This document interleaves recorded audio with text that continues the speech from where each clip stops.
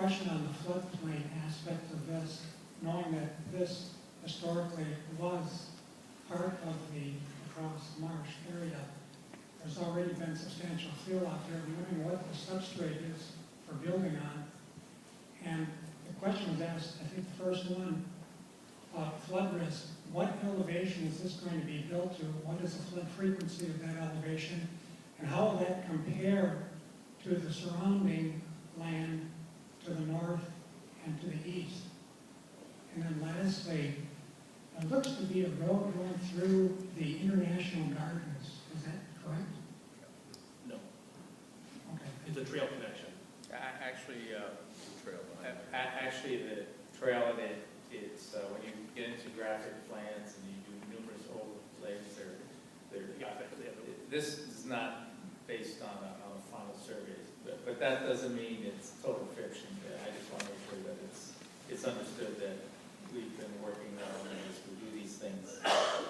It may not be exactly the way you would see it on a survey, but what's important to understand is that that trail that is being depicted by the International Gardens, that's actually an existing trail. And it's a trail, not a road. The questions about the flood? Yeah, he's going to ask. Yeah, well, I believe, and teammates correct, I think it was 646.6, I think was the, I'd have to look up. Yeah, so it's approximately 2 feet above the current, around, there's portions of the levee that are above that elevation today. So it's tabletop in some Approximate grade. Yeah.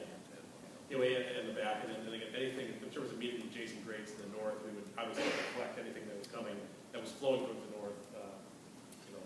But again, we would drain our site and maintain that drainage on our site. For the geotechnical question, we haven't done soil borings on the site. Obviously, where the mobile oil tank farms were and where we've added fill, you've got 8 to 10 feet of, unconsolidated sands that have been filled in there. Beneath that, we saw photos from the 1800s. As you are correct, this was the Cross River floodplain, and historically it was the Black River floodplain. So anybody who's developed in La Crosse, you go down below what's been filled, and you'll find, muck and other soils.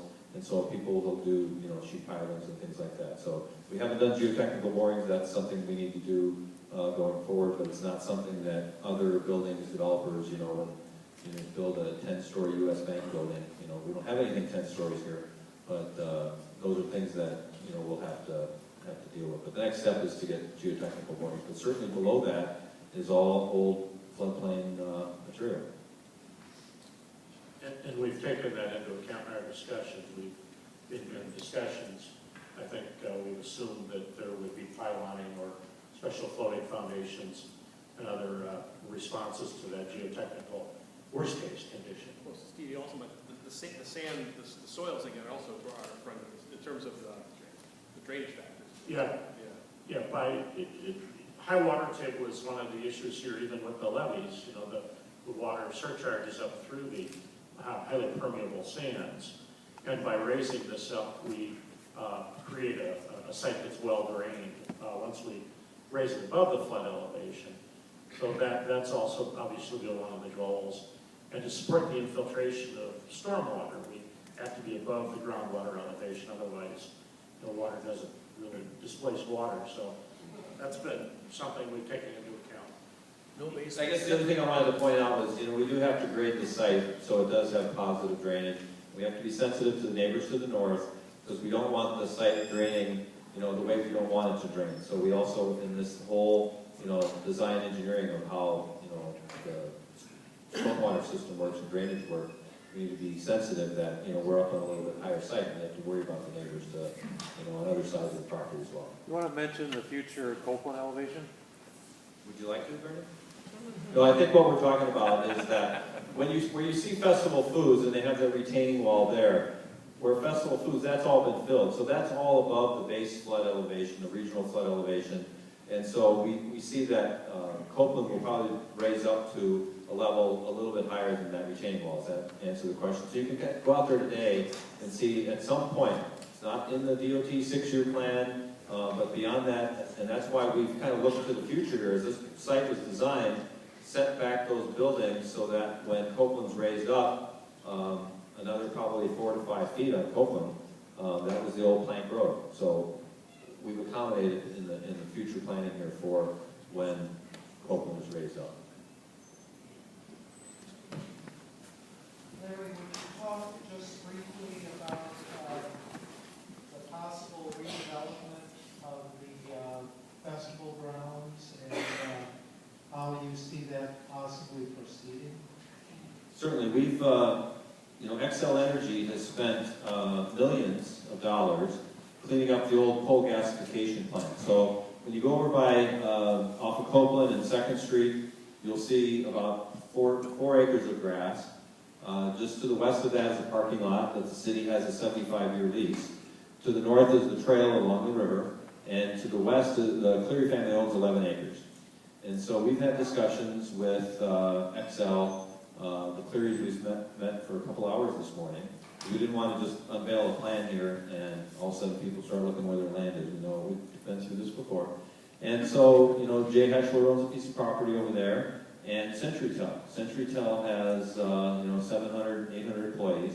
That's almost all surface parking. I think Tom did a great job explaining, you chew up a lot of land doing surface parking. So, number one, I think it's a parking solution, and or a partial parking solution, because in this town or any town, you never solve parking. And as has been said, there's good congestion and bad congestion. So if we can find a parking solution of where to put 500-600 cars, then it frees up some land, and now you have some possibilities. So what happens is there's a give and take by everybody. So I guess what we're suggesting is that folks get together, maybe it's a mini shred, it's a day and a half, of people getting together and thinking about, if there's a 5-year lease with Oktoberfest, that grounds hosts 5 or 6 or 8 or 10 other fests. There's other festivals in the community that want to be part of the conversation, and that's really what it is beginning a dialogue through this process, continuing a conversation, and if there's a 5-year lease signed, guess what? We now have 5 years. Maybe it can happen sooner, but no later than 5 years from now, we shouldn't be talking about what's going to happen 5 years from now. We should be continuing to work on this, look at a parking solution, and some work that Tom and I were doing last night. Again, you throw out these numbers, there could be $80 million south of the La Crosse River at the end of Front Street.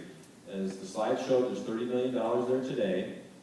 History has shown us through these TIF districts that it's not, we're sitting in a building that's part of a TIF district that's generated $60 million in 7 years. So it might be a little bit different character there, but we certainly don't think that it's beyond the realm of possibility that you could have $80 million over time. Again, it might be 15 years south of the river and hopefully 7 to 10 years north of the river.